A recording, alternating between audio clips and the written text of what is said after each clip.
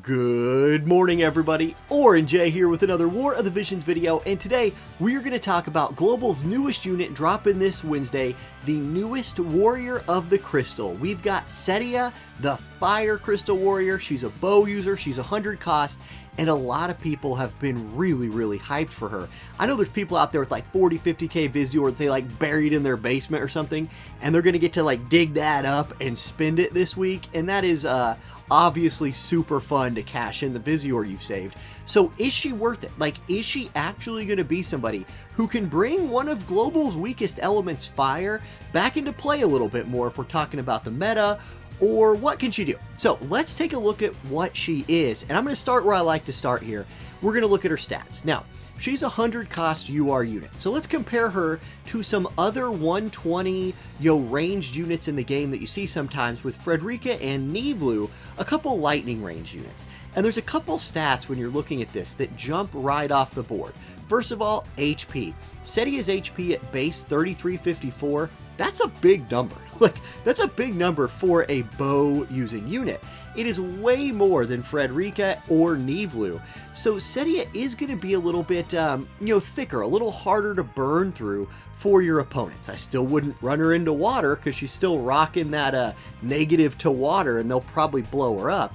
But I think she will be pretty hard to kill. Her attack stat at 486, that is also the highest of these three.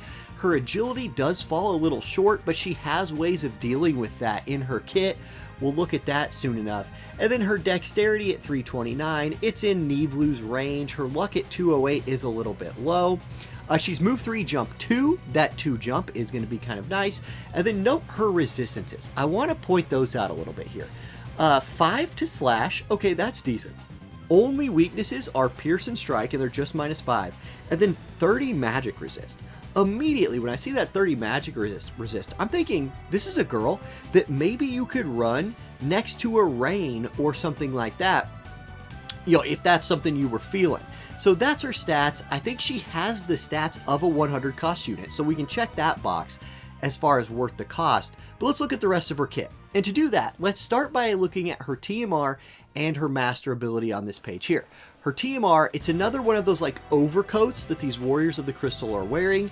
I really liked Jume's, and I like the I like Cetia's as well. I don't know if it's as good as Jume's. I think Jume's is like freaking great. This one's not bad though. It is an accessory, and again, I know all the people out there who are wondering how Medina's TMR is in armor, and these actual pieces of cloth are like, anyway, it's an accessory. Good. It has 5 agility, which is what I consider like baseline for good agility on an accessory TMR, 6 spirit, 6 accuracy, 220 HP. Okay, so the stat line, I really like the agility, the rest of it kind of come and go. The effect is interesting. It is a missile attack buff up to 25 for your allies, right? Little AoE buff centered on yourself, and then it gives you back 20 AP. So it costs 24 TP to cast, which will generate you 12 AP, and then it'll give you another 20. Think about how like Glaciela's TMR will also give you that 20 AP. I really like these, especially I really like these for some PvE situations. Okay, so that's pretty good. I like the buff on it. Her master ability, she has the HP and fire attack up that new units have. Then she has defense penetration 20, so that will help her do damage. And then magic resistance 10, that is helping get that stat, her magic resist stat, which was freaking 30. This is boosting it to 30. So it's base 20 and then plus 10 right here to put it to 30. Okay, so that's okay. Let's look at her skills though. This is where we're going to see her 100 cost kind of shine, in my opinion. And when we're looking at her support abilities, the big one to shout out is Fiery Archer that gets upgraded through her EX jobs. It is an agility and missile resistance penetration buff, right? So 12% more agility helps bring her up to speed with some of the other missile units in the game. And then 40 missile resistance penetration. That's nice. If you can start mixing in some defense penetration and some missile penetration, it becomes hard to mitigate her damage. You're looking to like mitigate it with a like single target resist or AoE resist at that point, or fire resist or something. But you're not going to fight water teams probably, so mitigating it with fire resist would be kind of weird. I like this a lot. I think you run this one all the time. And then it has decreased AP consumption by 25%. really nice. Good synergy with the TMR that generates you some AP early, and then you're not burning through your AP as fast, so I think you run this one all the time. Then you have good second options. You want more HP and attack, you have Viking lore from her Viking job. You want more range, you have 2 range options. Her new job has a range +2 for like a really big map you want to shoot early. If you just want a little bit more range, you have long range from sniper. You also have missile resist if you want to go a little resistance build. And you have Secret of the Sniper, which is another missile attack and luck buff. Remember, her luck was a little bit low. Maybe you could buff it up with that and some missile attack. In my opinion, I think you run this one all the time, mixed in with either Viking lore for shorter maps or one of the range buffs to help outrange your opponent, which is super valuable. Okay, counters. This is super easy. She has reflex. Here it is, 15% chance, dodge, physical, or magic. You just put that on, and you say, I now have the best counter move in the game. That's absolutely 100 cost worthy, really awesome. Okay, let's look at her actual skills. Like, what's she gonna use to fight? I'm gonna adjust in my chair because, guys, this leg gets really dang uncomfortable after I sit at my desk for more than like 20 minutes. So adjust. All right, here we go. Keep rolling. Her multi-use, really cheap ability, right? 6 uses 14. It's 121% damage and an attack debuff on it. Like, that's okay. You're not going to use this move very much anyway. It's just something the AI can use, or you can use to just not be an auto attack. Really cheap, and it has a debuff on it, which is kind of cool. Note that her damage scales off of attack, dexterity, and luck only. So attack's going to be your best stat. You will get a little bit more damage from dex and luck as well. Now, Flame's Blessing. This is an interesting one to me. A lot of times when I'm reviewing a character, they have a TP buff in their main job, and it's usually in about this spot where I'm like, boom, this is it. This is like the thing that's going to just make this unit OP. I think this is a good buff. 20 magic resist, 20 slash resist for 3 turns, plus a range buff. But like, I don't know if I think this is like broken good. Yes, if you're running her with like rain and some kind of anti-magic comp, you're probably going to want this on. I mean, a 20% magic resistance buff is really nice, but it's only for her. I think this is a good buff. I don't think it's like as good as some of the other like class-defining buffs. Let's continue though. Let's continue. Maybe she's got something else. So, heat sealed radiation. This is of course the Japanese translation that upgrades to heat sealed radiation / modification. Let's go ahead and look at the EX upgrade version here. This is a counter chance off move. So 100% chance the enemy's just not using their counter reflex or Aeon Bond or whatever for 3 turns, which is really nice. Hits in a big AoE, range 4, big AoE, range height 5. 165% damage, which is pretty good, with a healing power minus 40% debuff. Really cool. The EX upgrade here gives it another use and reduces the AP cost. So she's really built around reducing her AP cost, which I like, and then a nice big AoE that can't be reflexed or, countered in some way or another is a nice move. I do like that one a lot. Hard Bow of Tide Flame. This is the auto revive remover. So goodbye re-raise, we're going to take that off. 175% damage with a 25% chance to inflict stun for 1 turn. This move's got a lot going for it. I like this move a lot. It does more damage than the AoE move, so if there's just one target in range, the AI will prioritize this over the AoE move. And stun is really good. Like, if you could stun somebody for a turn and they just miss a turn, a lot of times you could just burn them down. I really like this, and then taking, re-raise off is awesome. Now, here's another buff in her kit right here, Area of Fire. It is a single target resist, 15, for 3 turns buff for her and her allies, plus a 25% agility buff for herself. In my opinion, if you're going like pure DPS Cetia here, and you don't care about this one more range, which you might, I think this is it. This is another agility buff. It's 25% more agility that will stack with the support agility buff right here of 12. So you're really pushing your agility into those like big numbers at that point. Maybe you can lap a slower unit. Maybe this will help you burn through a tank quicker, something like that. So I really do like this buff.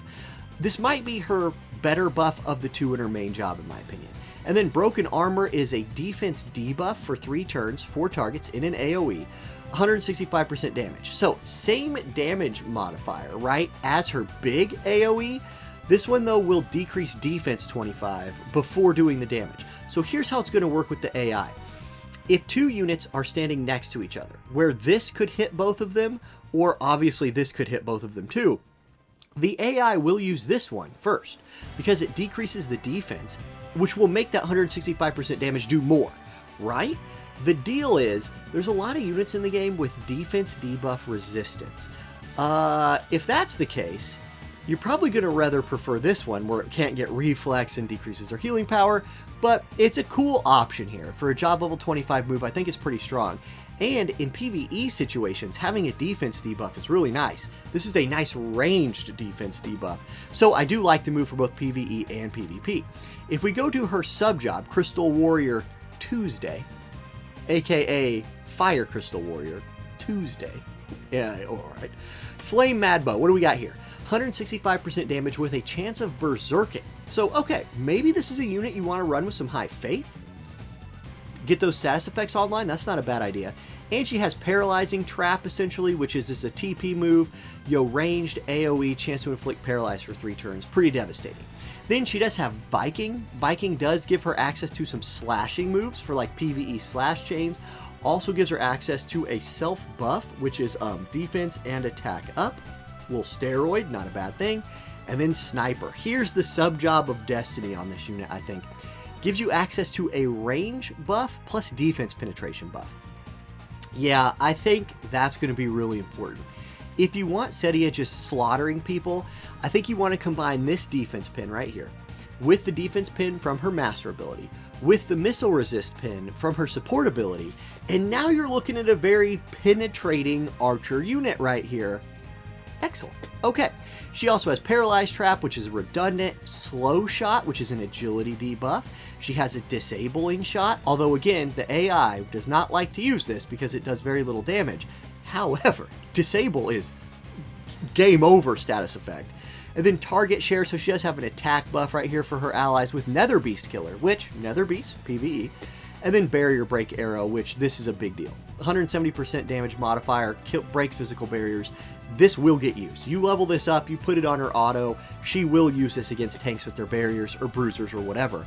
And then her Limit Break. Okay, her Limit Break, AoE, range, 1, 2, 3, 4, small AoE, but fire resistance debuff for 3 turns, and then 200% damage.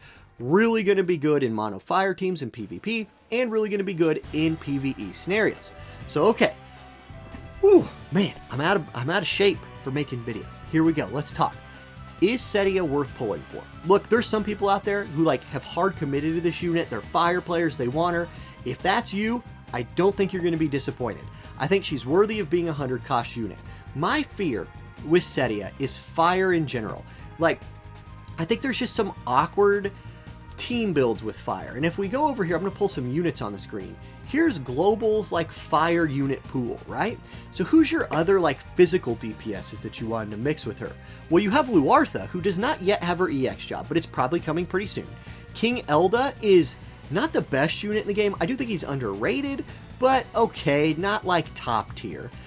King Mont, obvious good pairing with her, right? Winter Macherie might be the S tier pairing with her, but she's limited. She's a Christmas unit, so if you don't have her, you can't go get her. Delita might be a cool option. However, again, very limited in a tactics collaboration, which we don't know when that's coming back. So I think team building gets a little weird. You could run a Minwu, Mont, Cetia comp, something like that, but is your damage really enough at that point? I don't know. I think maybe Winter Luartha getting her EX combined with something maybe like this card, the Land Before Time Vision card here, could be the way to go. This is a really cool card. It gives attack up and acquired AP up to the unit. Really going to be good for Cetia. More AP on it, attack, HP, missile attack, and agility to the group. This covers so many of her weaknesses, or maybe not even weaknesses, but it buffs up some of the areas where I think she really could use a buff. This card's going to be great for her. And, in combination with an EX Luartha, whenever we get that, could be the way to go with a King Mont. Okay, that's going to do it, guys. That's my Cetia preview video. Those are kind of my thoughts on her and fire in general. Good luck. If you're pulling for her, all the best. You're going to, pay attention to the pity. You don't have enough for the pity. These units are hard to pull. These units are hard to pull. There's your warning. Have a great day, everybody. I'll catch you next time. Peace.